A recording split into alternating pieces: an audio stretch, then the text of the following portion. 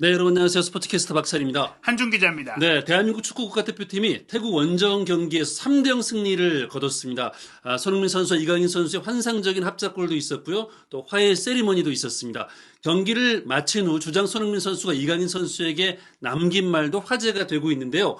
어떤 이야기를 했는지 그리고 두 선수의 태국전 콤비 플레이는 어땠는지 정밀 분석해드리겠습니다. 최근에 계속해서 지금 한국 축구계 최대 이슈, 사건이라고 할 수 있는 것이 아시안컵 기간에 있었던 또 이강인 선수와 손흥민 선수의 요르단과 4강전 직전에 있었던 그 탁구 게이트라고 하죠. 분명히 이제 이 사건이 한국 축구에 큰 상처를 남기기도 했고 한국 대표팀에 대한 불신까지 야기했던 정말 큰 그런 충격을 준 일이었는데요. 이젠 이 상처가 아물어가고 있다는 것, 특히 이 상처를 아물기 위한 최고의 방법은 그라운드 위에서 플레이다라는 것을 좀 보여줬던 것 같아요. 손흥민 선수와 이강인 선수의 플레이가 있었기 때문에 우리가 안방에서 1대1로 비기면서 고전했던 태국을 적진에서 그리고 정말 덥고 습한 날씨 속에서 3대0으로 좀 이길 수 있었던 것은 결국에 이 두 선수가 차이를 만들어냈기 때문이고, 그런 의미에 대해서 손흥민 선수도 이제는 한국 대표팀 그리고 한국 축구가 나아가기 위해서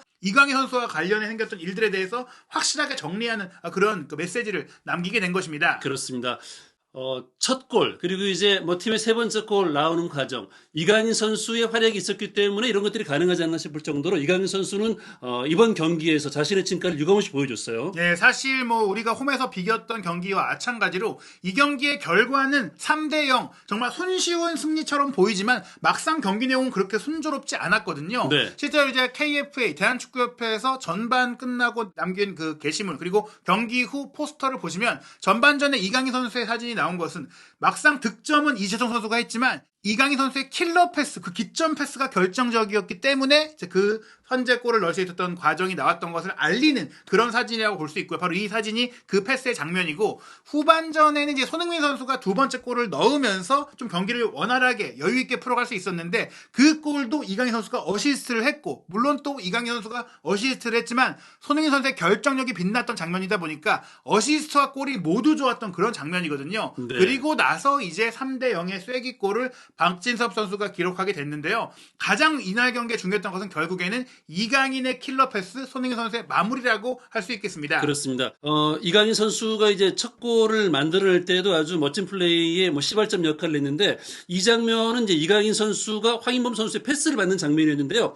앞뒤로 태국 선수들이 질비하게 포진되어 있었거든요. 네, 최전방 공격수와 3선 미드필더의 사이 공간, 이제 2선 지역이 바로 이강인 선수가 가장 좋아하는 공간인데, 아시다시피 왼발을 잘 쓰는 이강인 선수가 오른쪽 사이드로 가 있잖아요. 이 선수가 사실 어린 시절에는 10번 공격수의 뒷자리, 이제 10번 플레이메이커 자리를 가장 선호하는 것으로 알려져 왔지만, 최근에는 아예 오른쪽 사이드로 가서 가운데로 접고 들어올 때 본인의 강점이 발휘되다 보니까 클린스만 감독에게 본인이 직접 건의해서 그 자리를 맡기 시작했는데요. 여기서 중요한 것이, 사실 이강인 선수가 오른쪽에서 경기를 시작하지만 이렇게 경기 중에 이동하면서 수비의 압박을 흔들어내는 부분들, 틀을 깨는 부분들이 좀 절묘하게 맞아 들어가는 것입니다. 황인범 선수가 본래 이제 앞에 가서 공을 풀어가지만 이 장면은 한 칸 밑으로 내려가서 후방 빌드업을 하고 그 빈자리를 이강인 선수가 들어와서 공을 이어받게 되는데요.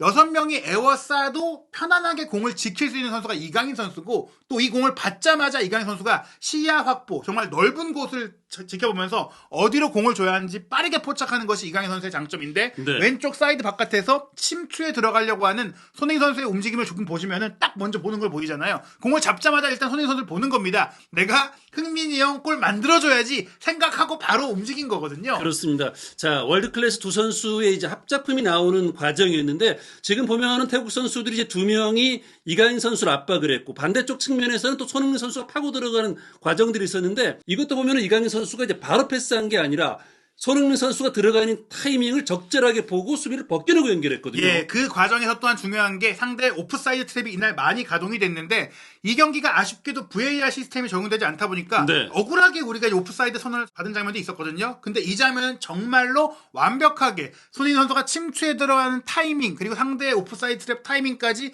재고 나서 이강인 선수가 수비를 벗겨내고 여유 있게 툭 찔러서 스루 패스를 준 것이고요. 그 패스를 딱 손흥민 선수가 이제 이어받게 되는데요. 이때 이제 브리라스 선수와 1대1로 마주하는 상황에서는 손흥민 선수의 솔로 플레이가 정말 빛이 납니다. 그렇습니다. 사실은 저는 이 장면이 손흥민 선수가 너무 지금 골라인 쪽으로 파고 들어가는 게 아닌가. 이렇게 되면 각도가 좁아지고 수비 숫자도 지금 적절하게 분배가 돼 있었고요. 골키퍼도 지금 각도를 좁히고 있었잖아요. 네, 상대 수비 3명이 사실은 근처에 있었고 또 말씀드린 대로 브리라 선수가 1대1로 대응을 하고 있었기 때문에 거의 이 상황은 닫힌 상황이다. 즉 네. 이제 오픈 찬스가 아니거든요. 막힌 상황이었는데 손흥민 선수가 공을 잡고 이제 사이드로 갈까 아니면 가운데로 접고 들어갈까를 혼동을 주다가 브리라 선수가 잠깐 멈칫하다 그 틈에 딱 속도를 냅니다. 그러니까 먼저 뒷공간을 점유한 것이죠. 하지만 말씀하신 대로 이 공간은 내줘봤자 슈팅각이 없다. 이미 골키퍼가 이제 포스트 앞에서 딱 버티고 있으니까 슈팅을 때려서 골키퍼를 통과시킬 공간이 없잖아요. 골키퍼의 선방 범위에 다 있는데 하지만 딱 하나의 공간이 보이시죠? 그렇습니다. 바로 골키퍼 다리 사이였는데 칸마이 골키퍼 다리 사이로 강력한 슈팅을 가져가면서 골망을 흔들었어요. 예, 사실 여기를 뭐 노려서 들어가는 게 정말 쉽지 않은데요. 정말 이 틈바구니잖아요. 게다가 이 틈바구니를 서서 보고 때려도 쉽지가 않은데 움직이면서 수비 견제까지 받으면서 게다가 지쳐있는 상태, 굉장히 무더운 날씨 속에서 이 슈팅을 정확하게 꽂아 넣은 것은 분명히 이강인 선수의 스루 패스가 이 장면을 끌어낸 것도 있지만 손흥민 선수의 개인적인 결정력이 대단했다는 것을 보여주는 그런 장면이었기 때문에 이강인의 패스도 월드 클래스였고 손흥민 선수의 슈팅도 월드 클래스였다. 두 월드 클래스의 합작골이었다. 그 두 선수가 무에서유를 창조했다라고 볼 수 있는 장면입니다. 그렇습니다. 손흥민 선수의 기록을 보면은 뭐 풀타임을 뛰면서 평점은 7.2점을 받았습니다만 슈팅을 3차례 했는데 한 차례는 골문을 향했고 한 차례는 벗어났습니다. 그리고 이제 한 차례는 블록을 당했어요. 네, 결국에는 아주 날카로운 슈팅, 벗어난 슈팅도 사실은 이 상황이 손흥민 선수의 결정력의 문제가 아니라 상황의 문제였다고 볼 수 있고요. 네. 이날 사실 저는 경기 전에 계속해서 손흥민 선수가 현재 대표팀에서는 최전방을 맞는 게 가장 좋다라고 생각을 해왔었는데 어떻게 보면 이제 이번 경기는 윙포워드로 정말 사이드라인에서 드리블도 뭐 7번이나 시도할 정도로 본인이 윙어로서의 역할을 하면서도 또 사실은 전방 공격수들이 이날은 조금 뭐 포스트 플레이도 해줬고 좀 조규성 선수나 주민기 선수나 수비를 좀 끌어주는 역할들을 해주는 가운데 이강인 선수가 시작부터 경기를 뛰었기 때문에 이강인 선수도 안쪽으로 들어오고 손흥민 선수도 안쪽으로 들어오면서 두 선수가 모두 사이드에 벌려있지만 안으로 들어오면서 함께 연기하는 장면들이 나왔기 때문에 지금 보시면 히트맵도 사이드를 주로 밟고 있긴 하지만 페널티 에어리어 안쪽 왼쪽까지도 손흥민 선수가 들어와서 슈팅을 3번이나 했다. 그리고 이번 경기는 말씀드린 대로 손흥민 선수가 결정력에 있어서도 보여주긴 했지만 지상 경합, 볼 경합도 11번이나 할 정도로 열심히 상대 선수와 싸워주기도 했고 정말 부지런히 움직이면서 가로채기 한 개, 태클 한 개, 수비 가담까지 해주면서 손흥민 선수가 정말 모든 걸 다 했다. 비록 어시스트가 기록되진 못했지만 키패스도 하나가 있었고 크로스도 한 차례 기록을 하는 등 손흥민 선수가 정말 공격 지역에서 많은 역할을 했다는 걸 볼 수 있습니다. 그렇습니다. 자, 이 79분 장면인데요. 손흥민 선수의 슈팅이 뭐 무산되긴 했습니다. 이 장면도 인상적이었죠? 예, 왼쪽 측면에서 가운데로 홀로 치고 들어올 때 꽤 긴 공간을 혼자 이제 치고 들어가면서 슈팅 타이밍을 봤는데요. 여기서 아쉬웠던 것이 교체로 들어온 주민규 선수가 패스를 받을 수 있는 위치로 가져왔다면 상대 수비가 좀 더 벌려질 수 있고 혹은 정말 그 위치를 위협적으로 파고들면은 그 수비가 그쪽으로 이동하면서 손흥민 선수가 골대를 바라볼 수 있는 더 좋은 슈팅각을 찾을 수 있었을 텐데 네. 주민규 선수가 좀 정적으로 문전에 있다 보니까 오히려 손흥민 선수랑 겹칠 위기에 놓였습니다. 실제로 그렇습니다. 거의 동선이 겹치다 보니까 이래서 손흥민 선수의 슈팅이 상대 수비도 벗겨내야 되는데 주민기 선수도 벗겨내야 되다 보니까 골대 밖으로 빗나간 거거든요. 네, 사실은 손흥민 선수의 이 장면에서 이제 패스 타이밍도 고민했던 것 같은데 결국은 슈팅을 할 수밖에 없는 그런 상황에 몰렸던 거예요. 지금 상황은 사실 지금 보시면 이제 침투에 들어왔을 때 두 명의 태국 선수가 앞에 있을 때 주민기 선수가 두 명 사이로 빠져 들어가줬으면 패스를 때릴 수도 있고 혹은 빠져 들어가면 글로 수비가 딸려 들어가니까 손흥민 선수가 한 번 더 안쪽으로 치고 들어와서 좀 더 골문과 가까운 데서 슈팅을 때릴 수도 있었거든요. 근데 주민기 선수가 조금 이제 미진한 움직임을 보이면서 이 기회를 놓쳤던 거고 이 장면 말고도 사실 손흥민 선수가 정확하게 가슴 트래핑으로 1대1 상황을 맞이한 상황이 주심의 오심으로 핸드볼 파울로 선언되면서 이게 무효가 됐던 장면들도 있었고 오프사이드가 아닌데 정확하게 오프사이드 트랩을 깨고 들어갔는데 VAR이 없다 보니까 오프사이드 선언으로 인해 손흥민 선수가 1대1 기회를 맞지 못한 장면 등 이런 부분들이 조금만 좀 교정이 됐다면 손흥민 선수가 이날 한 골이 아니라 2골, 3골도 넣을 수 있었을 정도로 정말 개인적으로는 좋은 플레이를 했다라고 생각이 되는 그런 경기였습니다. 그렇습니다. 이강인 선수도 이제 오늘 선발 출전해서 전반전부터 태국을 상대로 상당히 좋은 플레이를 많이 가져갔는데요. 주로 이제 오른쪽 측면 자신의 그 주 포지션에서 활약을 하긴 했죠. 예, 이 위치에서 자신이 잘하는 것에 집중을 했고 대신 황희범 선수가 그 뒤로 내려가서 서브해주는 역할들을 많이 해줬거든요. 황희범 선수에 대해서 아쉬워하시는 분들이 꽤 많이 있긴 하지만 이재성 선수도 공미 자리에 있고 이강인 선수도 그 자리를 보다 보니 황희범 선수는 조금은 희생적인 역할을 했다고 보시면 될 것 같고요. 물론 그 희생의 이유는 이강인 선수가 이 선에 있을 때 훨씬 더 날카롭고 치명적인 패스를 또 많이 직접 뿌릴 수 있다는 것, 상대의 밀집 수비를 한 방의 패스로 뚫어낼 수 있는 그런 능력이 있다는 것인데요. 태국과의 홈 경기에서 우리가 고전했던 이유 중에 하나가 사실은 이강인 선수가 선발 출전하지 못했기 때문일 수도 있다. 이번 경기는 선발로 나왔기 때문에 이른 시간 우리의 선제골을 이강인 선수가 끌어내기도 했고 무려 3개의 키패스, 어시스트는 하나지만 기회 창출이 3개였고요. 기점 패스까지 포함하자면 굉장히 많은 기회가 이강인 선수의 발끝에서 나왔는데 중요한 것은 이런 도전적인 패스를 하는 선수들은 패스 성공률이 낮을 수밖에 없어요. 네. 플레이메이커들의 평균적인 패스 성공률은 70% 후반에서 80% 초반 정도, 요 정도만 나와도 높다라고 하는데요. 지금 이강인 선수의 이날 패스 성공률은 미친 수준입니다. 그렇습니다. 96%, 24번 시도에서 단 한 번 실패를 했다고 해야 되나요? 24번 가운데 23번 성공했으니까 엄청난 성공률인 거죠. 예, 그리고 그러면서도 키패스가 3개, 기회 창출 3개, 크로스 패스의 네. 성공률도 거의 뭐 80%를 넘어요. 원래 크로스 패스는 20-30%만 돼도 높다라고 하는데 3개의 크로스 중에 2개가 적중을 했고 롱패스는 원래 정확성이 떨어질 수밖에 없는데 100%의 성공률이 나왔고요. 그러면서 그라운드볼 경합도 5번이나 시도해서 3번 이겨냈고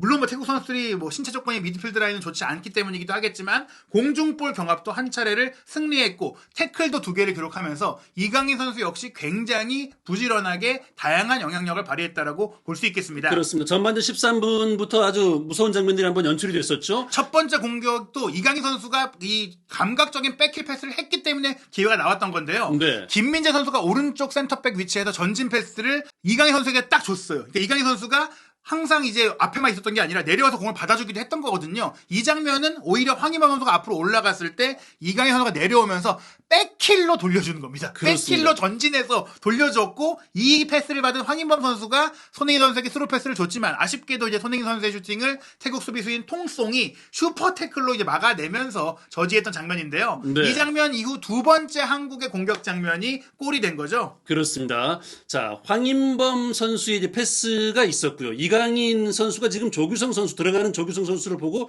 정말 잘 줬죠. 예, 이 장면도 사실 손흥민 선수의 득점 상황처럼 이강인 선수가 6명의 또 태국 선수들 사이에 에워싸여서 그 2선 공간에서 황인범의 패스를 받고 이 상황에서 압박이 들어오는 순간 빠르게 그 압박에 당하지 않고 배우로 침투하는 공격수를 보고 정확한 타이밍에 심지어 말씀드린 대로 이 수비 사이 공간을 딱 찔렀잖아요. 잘못 차면은 수비에게 걸리고 이게 차단되면서 한국의 많은 선수들이 앞으로 쏠려있기 때문에 역습을 당할 수가 있거든요. 그 위험을 뚫어내면서 기회를 만든 것인데 여기서 사실 조규성 선수가 원래는 골을 넣어야 되는 그런 기회이긴 했습니다. 네. 자, 공을 가지고 너무 깊게 들어가는 상황에서 지금 가까스로 패스 연결이 됐죠. 예, 사실 골키퍼를 앞에 두고 슈팅을 때릴 수도 있고 제치고도 슈팅을 때릴 수 있었어야 하는데 골키퍼를 제친 순간 조금 힘도 떨어졌고 무게중심도 흔들렸기 때문에 일단은 가운데로 패스를 주자 하고 딱 찼어요. 근데 이 패스도 사실은 이제 분마탄 티라톤 선수에게 걸렸는데 이 선수가 이걸 막다가 이제 조금 다리에 근육에 문제가 생겨서 네. 쓰러졌고 그 상황과 동시에 침투에 들어온 이재성 선수가 밀어 넣으면서 사실 이 장면이 그렇기 때문에 어시스트가 없는 골이 되긴 했지만 가장 중요했던 패스는 이강인 선수의 스루 패스였다라고 보시면 될 것 같습니다. 그렇습니다. 경기 세부 기록을 보면은 대한민국이 이제 59%의 점유율을 가져갔고 토탈 슈팅이 이제 9대 5였습니다. 예, 사실 슈팅 숫자가 뭐 득점 차이에 비해서는 그렇게 크다라고 볼 수가 없겠죠. 그런데 중요한 것은 이 9개의 슈팅 중에 손흥민 선수의 슈팅이 3개였고 이강인 선수의 키패스가 3개였다라는 점. 네. 즉 손흥민, 이강인 선수가 사실은 팽팽할 수 있었던 어려울 수 있었던 경기를 3대0 완승으로 가져올 수 있었던 가장 결정적인 차이를 만들었다는 것을 기록의 비중을 통해서 확인할 수 있는 것입니다. 네. 자, 경기가 끝나고 난 이후에 손흥민 선수의 얼굴 표정이 유독 좀 밝았는데요. 이강인 선수 얘기할 때 표정은 지난 카타르 아시안컵 끝나고 났을 때의 표정과는 정말 하늘과 땅 차이였죠. 그때는 정말 솔직히 손흥민 선수가 대표팀 생활을 시작한 이래에 가장 어두운 표정이었고 정말 본인이 심지어 그 아시안컵 마쳤던 그 경기 때도 네. 계속 대표팀을 해야 될지 모르겠다라는 말까지 했고 뭐 솔직히 엇갈리면서도 이강인 선수와 눈을 좀 마주치지 않는 모습까지 있었는데요. 지금은 정말 신나고 밝게 인터뷰를 했습니다. 먼저 승리 소감에 대한 질문부터 이 얘기를 하고 싶었던 것 같아요. 네, 며칠 전에 상대로 만났었는데 당시 내용은 만족스러웠으나 무승부를 거두면서 부정적인 시선이 선수들을 불안하게 했습니다. 더운 날씨 등 어려운 환경에서 선수들의 헌신과 노력으로 좋은 경기를 펼치면서 승리해서 정말 기분이 좋습니다. 팬분들이 오늘 분명히 보셨을 거라 생각합니다.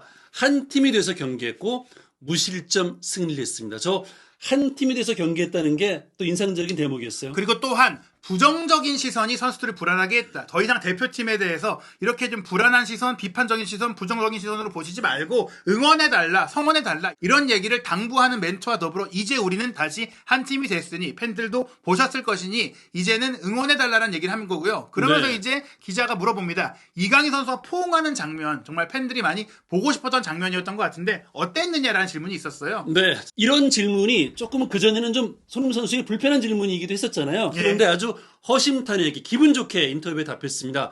많은 분들이 걱정하고 또 축구를 하다 보면 서로 너무 승부욕도 강하고 서로 원하고 요구하는 부분들이 있다 보면 다툼은 분명히 있을 수 있다고 생각합니다. 강인 선수도 이번 같은 경험으로 많은 축구 팬들의 사랑을 받을 자격이 있고 강인 선수가 이번 계기로 인해서 더 훌륭한 선수, 훌륭한 사람으로 성장할 수 있다고 100% 확신합니다. 이렇게 아주 강력하게 얘기를 했어요. 예, 결국에 이제 이번 일이 분명히 잘한 일은 아니다. 하지만 이런 일을 계기로 인해서 누구나 실수할 수 있고 다툼도 있을 수 있고 이런 부분도 있을 수 있으니까 이거를 어떻게 또 대처하고 이겨내느냐가 중요한데 이 일을 통해서 더 성장할 수 있다라고 확신한다라고 얘기를 했습니다. 네. 99%가 아니라 예. 100% 확신했다고 하는 얘기는 뭐 경기장 안팎에서 이강인 선수가 또 달라진 모습, 성장하고 있는 모습을 선배인 주장인 손흥민 선수가 몸소 느끼고 있다는 거잖아요. 예. 그러면서 이제 본격적으로 얘기를 한 게 기술적인 부분, 재능적인 부분에 있어서는 내가 수도 없이 말해왔다. 이미 이강인 선수가 어떤 그 포텐을 갖고 있는 선수인지는 얘기해왔으니까 더 얘기할 필요가 없고 다만 이제 중요했던 것이 이강인 선수가 정말 대한민국 축구를 이끌어갈 수 있는 선수이냐. 나는 그렇게 생각한다라고 하면서 행동 하나하나 5천만 국민들이 보고 있다는 것을 알고 인지해야 한다. 그리고 이제는 그런 것 같다. 이게 중요해요. 네. 이제 이강인 선수가 사실 실력도 있고 이제 굉장히 많은 가능성을 가지고 있는 선수인데 이번 일을 통해서 인성적인 부분, 그 태도의 부분, 대표팀에 대한 마음, 진정성 이런 것들은 좀 배울 필요가 있었고 이제는 배운 것 같다. 이제 인지했다. 그랬기 때문에 이번에 함께 또 포옹할 수 있었던 것이다. 이렇게 얘기하면서 오랜만에 이제 끌어안아 봤는데 너무 귀엽더라. 그리고 앞으로 네. 잘했으면 좋겠다. 약간 이건 좀 본인도 당황스러운 질문이었기 때문에 약간 그 횡설수설한 느낌도 있는데요. 이강인 선수에 대한 애정을 표현한 코멘트가 나왔다. 이걸 여러분들이 아셨으면 좋겠어요. 물론 사람이 립서비스라는 것도 있고 대외적으로는 내가 그 상황에 따라서 속마음과 다른 말을 할 수도 있는 거지만 손흥민 선수는 그런 선수가 아니거든요. 아시안컵 때도 그렇게 얘기를 했었고 그 이후 많은 인터뷰를 통해서도 자신의 생각을 숨기지 않은 손흥민 선수였기 때문에 지금 이강인 선수가 사랑받을 자격이 있다라고 얘기하고 또 이제는 100% 확신한다. 앞으로 잘할 것이다. 이렇게 얘기하는 것은 정말로 이제 이강인 선수가 진정성 있는 그 사과를 했고 생활에서도 이번 경기 중에서도 그런 모습을 보여줬기 때문에 손흥민 선수가 정말 오랜만에 대표팀에서 이렇게 밝은 모습을 보인 거니까 이제 많은 분들이 이강인 선수 물론 잘못했고 따끔하게 야단 맞을 상황이 있었지만 이제는 뭐 평생 그 한 번의 네. 실수와 잘못으로 계속 그걸 뭐 낙인 찍을 수는 없는 거거든요. 그럼요. 이제는 믿고 또 다음에 그런 문제를 또 일으킨다면 그때는 정말 크게 혼나게 되겠지만 그게 아니라면 이제는 용서하고 앞으로를 위해 나아가야 될 때가 아닌가 싶습니다. 네. 자, 이 폼무의 평점도 한번 확인해 보도록 하죠. 손흥민 선수의 평점은 지금 몇 점이 나온 거죠? 예, 8.1점인데요. 사실 이날 경기 손흥민, 이강인 두 선수가 분명히 경기를 지배했다라고 할 수 있는데 폰몹의 평점에서 최우수 선수는 수비수인 김민재 네. 선수 8.2점이었어요. 물론 뭐 그렇습니다. 점수 차이가 크진 않아요. 그리고 선제골을 넣은 이재성 선수도 7.8점, 이강인 선수 8점이었는데 소파스코어도 마찬가지로 김민재 선수에게 7.9점으로 최고 평점을 줬고 그 다음에 이강인, 이재성, 손흥민 선수 순이거든요. 그렇다면 이제 김민재 선수와 이재성 선수 왜 이렇게 평점이 높은가? 사실 이 두 선수도 숨은 맹활약을 펼쳤습니다. 네, 김민재 선수가 이제 수비 지역을 많이 커버를 하면서 플레이를 가져갔는데 어시스트도 하나를 기록했습니다. 사실 그 골도 이제 굉장히 의미가 있었기 때문에 이것도 아마 김민재 선수가 받은 평점 가운데에는 주요했던 것 같기도 한데 최근에 대한민국 대표팀이 계속 실점을 해왔잖아요. 그렇죠. 이걸 이제 김민재 선수가 오늘 커버를 하면서 오랜만에 무실점 경기를 이끌어냈어요. 네, 이 무실점에다가 수비수의 공격 포인트는 당연히 가중치가 높기 때문에 높은 평점을 받은 것이고, 그리고 빌드업 과정에서도 무려 95%의 패스 성공률에다가 키패스도 하나를 기록을 했고, 네. 공중볼 경합에서 8번 중에 6번을 승리하면서 거의 뭐 이거 80%가 넘는 기록이었고요. 그리고 뭐 이재성 선수는 당연히 뭐 태국과의 홈 경기 때도 손흥민 선수에게 결정적인 컷백을 어시스트를 한 것도 잘했는데, 이번 경기도 굉장히 좋은 폼을 보여주면서 이 선제골이 빠르게 터지지 않았다면 사실 우리가 먼저 태국을 상대로 위협적인 상황을 많이 맞이하기도 했고, 만약에 우리가 전반전을 앞서지 못한 채 후반전을 또 맞이했다면 태국이 후반 시작과 함께 굉장히 공격을 펼쳤잖아요. 어려울 수 있었다. 그런 부분들도 있고, 이재성 선수 역시 공격형 미드필드를 뛰었거든요. 네. 근데 패스 성공률이 90%였다. 대단하죠. 예, 이런 점은 정말 이재성 선수가 대표팀의 또 다른 살림꾼이자 또 창의성을 갖고 있는 테크니션이라는 것을 보여주는 기록입니다. 자, 75분 상황인데요. 이제 김민재 선수가 오늘 경기에서 얼마나 공수에서 좋은 활약을 했는지 이런 장면을 통해서 또 확인할 수 있는 거죠. 네, 사실 실제로 김민재 선수의 어시스트는 세트피스 상황에서 나왔지만 그 전에 이미 어시스트를 기록할 뻔했습니다. 네. 이 장면은 주민규 선수를 보고 최후방 수비수인 김민재 선수가 최전방 공격수인 주민규 선수에게